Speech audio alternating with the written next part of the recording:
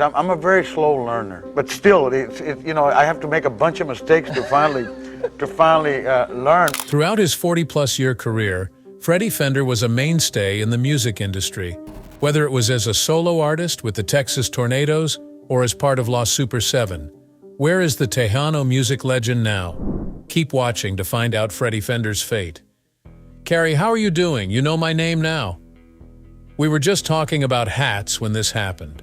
Known for his work as a solo musician as well as a member of the bands La Super 7 and the Texas Tornadoes, American Tejano singer Freddy Fender in Hat was my name. Tejano, swamp pop, country, and rock were all elements of his distinctive sound. Despite Fender's long career, he began performing Tejano rock and roll in the 1950s. His 1975 crossover single Before the Next Teardrop Falls, which peaked at #1 on both the pop and country charts on Billboard, was his big break. Wasted Days and Wasted Nights, Secret Love, You'll Lose a Good Thing, Living It Down, and The Rains Came were among his other country songs. Fender, who was formerly known as the Bop Kid of the Texas-Mexico border, subsequently transformed his twangy voice into popular country ballads. At the age of 69, he passed away on Saturday, October 14, 2006. After doctors informed Fender in June that he had several tumors on his lungs, his wife and manager Vani Huerta stated in August that her husband had incurable cancer and was looking for a miracle. Freddie told the Corpus Christi Caller-Times just before he passed away that he was at peace with his health situation. Fender's battles with substance abuse and alcohol had a significant impact on his career.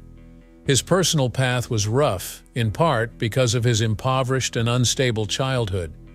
He had a history of self-destructive behavior, including substance abuse and frequent drinking, which hampered his musical career. Several setbacks ensued as a result of his addictions. His career came to a complete standstill while he was in rehab, and he almost lost his promising music career when he went to jail on drug charges. These hardships exacerbated a number of health problems that ultimately proved fatal for him. Diabetes and hepatitis C were some of the chronic health issues he fought.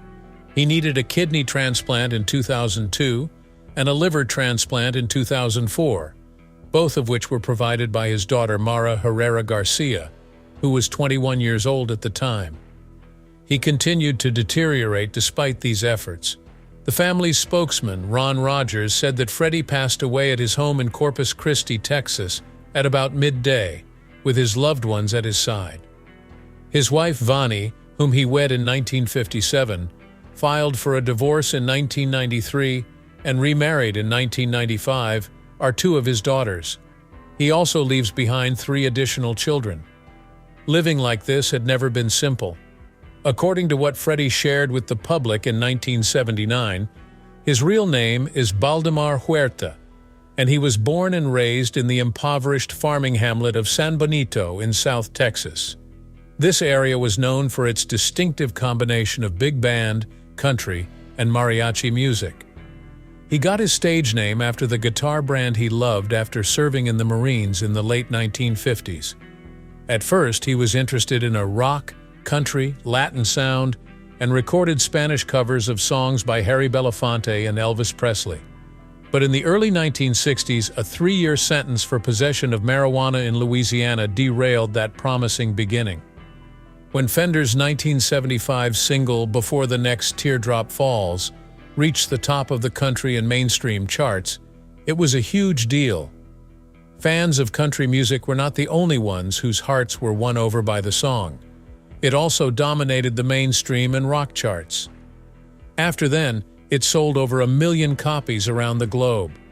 As time went on, he scored 4 #1s and 12 singles that reached the top 10. There can be no doubt about Freddy Fender's legacy in country music. The intriguing backstory of Before the Next Teardrop Falls is worth seeking out. Prior to Fender, the song had been covered by a plethora of performers, but it had only achieved moderate popularity. While drafted at the time, Dwayne D. Jackson recorded the initial version, which only reached number 44 on the country charts. Jerry Lee Lewis included a cover on his 1969 album Another Place, Another Time, while Linda Martell's 1970 version peaked at number 33 on the Billboard list. In 1974, Freddie was approached by producer Huey P. Moe, who was nicknamed the Crazy Kunjin, to record the song. Fender wasn't interested at first, but he eventually recorded it, singing the English portion and the Spanish portion. After the session ended, he felt the work was done, yet the song started to gain momentum right away. In 1975, it soared to the top of the Hot Country Singles list, the Billboard Hot 100, and was ranked among the top 5 songs of the year. 4 more country chart-topping singles were later achieved by Fender. His career took off after the release of Before the Next Teardrop Falls, which was produced in a Tex-Mex style that allowed it to reach a wide audience and inspire more multilingual songs, such as one recorded entirely in Spanish. The remarkable achievement of Fender in 1975, one of just 6 songs that topped both the country and mainstream charts, helped propel him to the title of Single of the Year presented by the Country Music Association. With sales of over 1 million copies, the song was certified gold by the Recording Industry Association of America, RIAA, marking a watershed moment that set the stage for subsequent multilingual radio hits. Along the way, Freddy Fender had both professional and personal achievements. In San Benito, Texas, Baldemar Huerta was born to Margarita Garza and her Mexican spouse, Sarpio Huerta. He was raised in extreme poverty as the offspring of migrant agricultural laborers. He acquired a complex blend of Mexican and American musical traditions as a child growing up in the border zone between Texas and Mexico. He owes his unique sound, a fusion of country, rock, and Tejano, with profound emotional resonance, to his upbringing as a bilingual listener to both English and Spanish music. His music is more genuine and passionate because of his struggles with poverty and prejudice as a Mexican-American. While growing up, Fender heard a variety of musical styles, including country, blues, and rockabilly, as well as traditional Mexican tunes played by his family. Even as a teenager, he was already making appearances on radio shows and playing at local bars. His songs generally combine Latin rhythms with American country twangs and lyrics written in English and Spanish, reflecting the influences of his travels and experiences. He wanted to transcend cultural boundaries and connect with more people, so much so that he changed his name in response to his early battles with racial inequality. He sang the hit Paloma K on Harlingen's KGBT when he was 10 years old. He said that listening to music and watching the fireflies of light, the glow of cigarettes held by local musicians, sparked his passion for music while he was working in the fields at night. In 1953, he enrolled in the United States Army after missing out on his senior year of high school, Marine Corps, at the age of 17. He served with honor, but a court-martial in August 1956 and many brig stays later, he was released with the rank of private due to his alcoholism. Based on what Fender has heard, he was subsequently granted a general release after receiving a letter from the Department of the Navy reversing the incorrect classification of his discharge as dishonorable because of his drunkenness. He went back to Texas and performed in various southern venues, mostly for Latino audiences, including nightclubs, bars, and honky-tonks. Under the stage name Bop Kid in 1957, he had 2 songs that did moderately well in Mexico and South America: Spanish covers of Don't Be Cruel by Elvis Presley and Jamaica Farewell by Harry Belafonte, as well as his own Spanish cover of Cold, Cold Heart by Hank Williams, titled Duro Corazon, roughly Your Cold Heart. He moved to California in 1958 when his Spanish-only albums started performing well in Mexico and Texas. His daughter claims that he wrote the blues ballad Wasted Days and Wasted Nights for his wife when he was living irresponsibly, and that he recorded it a year later when their marriage was in danger. She remained by his side after he sang the song, and that was a watershed moment in his life. In May 1960, Fender was finally nabbed by the law. His sentencing was almost 3 years in the Louisiana State Penitentiary, following his and a bandmate's arrest in Baton Rouge, Louisiana, for marijuana possession. Former Governor Jimmy Davis, who was also a singer and composer, helped get him released. Davis was later inducted into the Country Music Hall of Fame in 1972.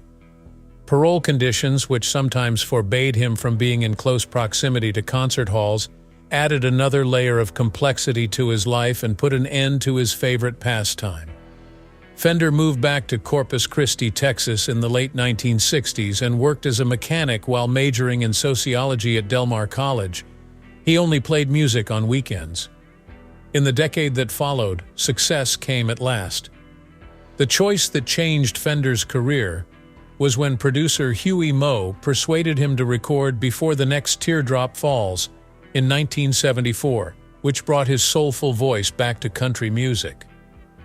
After reaching the top of the country and pop charts, selling over 1 million copies, and being certified gold by the RIAA in May 1975, the record was distributed nationally.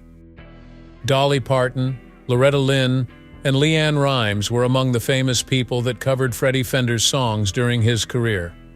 His future singles, including Secret Love, You'll Lose a Good Thing, and a cover of Wasted Days and Wasted Nights, were all huge hits that solidified his place in music history. The song Wasted Days and Wasted Nights was Fender's second million-selling record, and in September 1975, he was honored with a gold disc presentation. It was one of 21 country successes that Fender had. The pop charts were another where Fender found popularity. Songs like Wasted Days and Wasted Nights, Since I Met You, Baby You'll Lose a Good Thing, and Living It Down did successful with popular audiences, while Before the Next Teardrop Falls also reached #1. After his songs became the most profitable on American jukeboxes, he was named Record of the Year and Artist of the Year at the 1975 AMOA Jukebox Awards. The swamp pop music of southeastern Texas and southern Louisiana had a profound impact on Fender's musical style. Classic swamp pop ballads from his 1978 album Swamp Gold demonstrate this influence. He had a tight relationship with swamp pop artists like Joe Barry and Rod Bernard, and he put out a plethora of records on labels controlled by the renowned Cajun producer Huey P. Moe. There was more to Fender's abilities than just music. He dabbled in acting as well. His first cinematic appearance was in the 1977 Short Eyes, and his second was as Pancho 5 in the 1978 Western She Came to the Valley. Despite continuing issues with substance misuse, the late 1970s were a time of great artistic achievement for him. He checked into a recovery center in 1985 after his wife and friends urged him to do so. Robert Redford cast him in The Beanfield War, a picture that came out 3 years later. In addition to his role as Tony in Robert M. Young's 1977 prison film Short Eyes, which was adapted from a play by Miguel Pinheiro, he played Pancho Five in Albert Band's 1979 film She Came to the Valley, which was adapted from a book by Cleo Dawson.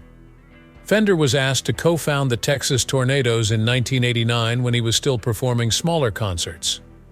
The Texas Tornadoes were a groundbreaking group that combined Tejano, R&B, country, and blues with the talents of Flaco Jimenez, Doug Sahm, and Augie Myers, all of whom were fellow Tejano performers. After nearly losing a record deal with Warner Brothers Records due to unsuitability of Fender's country sound, the band eventually found success by concentrating on classic rock and blues. As a result of rekindled interest in his earlier work, Fender had a successful second act after signing a new solo deal with Warner Brothers. He was a part of the supergroup Los Super 7 in the late 90s, alongside David Hidalgo of Los Lobos, Cesar Rosas, Flaco Jimenez, Ruben Ramos, and Rick Trevino of the country music scene. The band's self-titled record was so successful that it garnered a Grammy in 1998 for Mexican-American performance. Fender earned a third Grammy for Latin Pop Album in 2001 for La Musa de Valdemar Huerta, his last studio album, which was a compilation of traditional Mexican boleros. Joe Reyes, who collaborated with Fender in 2004 on what was then called 50 Years of Freddy Fender, and was an homage to Austin and Texas folk music, lauded the record and spoke highly of Fender's lasting impact. In honor of Freddy's life and music, San Benito Memorial Park serves as a constant reminder of his impact. Fender had a kidney transplant in 2002 and a liver transplant in 2004, despite claims of serious health problems in the early 2000s and an inaccurate death report by Billboard on March 13, 2001, which he dismissed. Nevertheless, he persisted in fighting an incurable kind of lung cancer. In San Benito, he was present for the dedication of a $400,000 water tower on June 5, 2005. The tower included his likeness and the inscription, "San Benito, hometown of Freddy Fender." On December 31, 2005, he gave his final musical performance and began chemotherapy for his final battle with cancer. Surrounded by his family, he passed away in his Corpus Christi home on October 14, 2006. Following a procession along Freddy Fender Lane, which passed the house where he was raised in the El Jardín neighborhood, a funeral mass was conducted at the Queen of the Universe Catholic Church in San Benito on October 18, 2006. The service featured a performance by Charlie Rich Jr. of Before the Next Teardrop Falls and was attended by Rick Perry, the governor of Texas, and Solomon Ortiz, the representative from Texas. The San Benito Cemetery was the site of Freddy's military honor burial. His wife, 2 sons, and 2 daughters are among his survivors. Upon his passing, Freddy Fender was remembranced by his musical peers as a legendary figure whose impact on rock and roll, country, and Tejano artists extends over several decades. It has been 17 years since he told the Associated Press that he wanted to be the first Mexican-American admitted into the Country Music Hall of Fame. No Latino musician has accomplished this feat since then. Fender was a multi-talented artist who eluded widespread fame, but he has been an inspiration to many Mexican Americans and Latinos who aspire to play country music. As a migrant worker who overcame adversity to become a musical legend, Freddy Fender personified the American ideal. Freddy Fender's career, which lasted for decades, was a testament to his flexibility and musical variety in the entertainment world.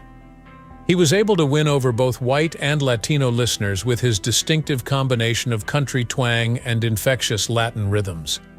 In addition to his extensive musical career, his small film appearances, like his unforgettable cameo in Robert Redford's The Beanfield War, 1982, illustrate his versatile creative appeal.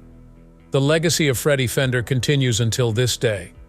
Posthumous albums honoring his life and work, such as Tex-Mex Blues and Los Buenos Mos, have brought him new listeners and collectors. Aside from his vast catalog of recordings and vinyl albums, his narrative is also preserved in the Freddy Fender Museum and the Tejano Music Museum in San Benito. Modern musicians also mention his impact. His legacies in music and culture will live on through this museum, which shares space with the San Benito Historical Museum, the Freddy Fender Scholarship Fund, and other charitable endeavors. Please hit the like and subscribe buttons, as well as the play button for the next video if you found it entertaining.